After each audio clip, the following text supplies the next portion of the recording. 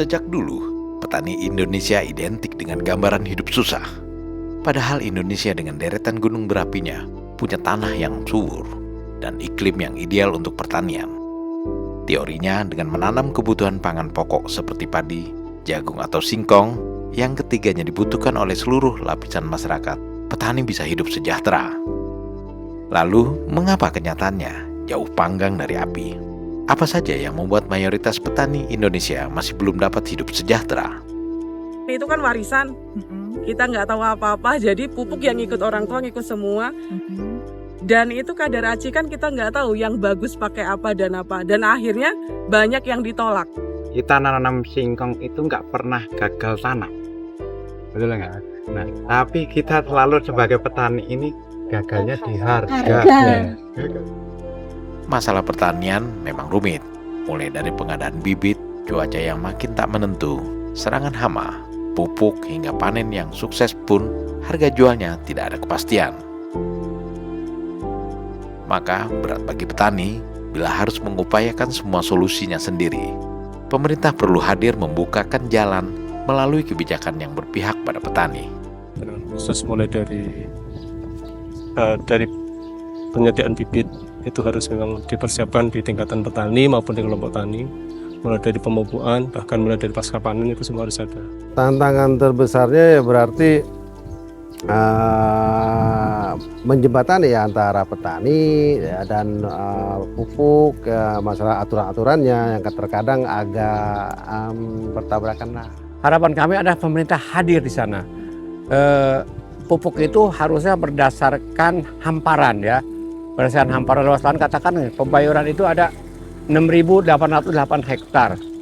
Terdaftar dan tidak terdaftar di RKK wajib dapat, karena ini program swasembada pangan. Kalau nanti tidak terdaftar karena aplikasi sehingga sawah tidak dipupuk, swasembada pangan tidak akan tercapai gitu loh.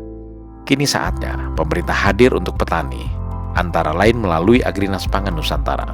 Kita akan melakukan transformasi secara revolusioner. Agrinas akan mengadakan 5.000 traktor dan di bawah hub atau di bawah pool yang dikendalikan Agrinas untuk membantu memodernisasi dan mengoptimalkan produktivitas petani. Mekanisasi pertanian adalah salah satu langkah penting yang tengah disiapkan Agrinas Pangan Nusantara, antara lain melalui pengadaan mesin-mesin rice mill dan teknologi pertanian lainnya. Dalam kegiatan tersebut, Agrinas akan berdampingan erat dengan Koperasi Desa Merah Putih yang akan mulai beroperasi di bulan Juli tahun ini dan kelompok tani di desa-desa. Sehingga nanti kelompok tani yang ada ini kita berikan pendampingan mekanisasi, kemudian kita minta koperasi juga untuk menyediakan pupuk, menyediakan biaya, sehingga kebutuhan petani selama dia menjalankan proses pertanian ini akan terlengkapi dan tercukupi, sehingga dia tidak perlu lagi terjerat pada sistem yang selama ini sudah berjalan, yaitu dia tergantung kepada tengkulak atau orang datang ijon. Kehadiran Koperasi Desa Merah Putih dirancang sebagai mitra yang akan membantu petani.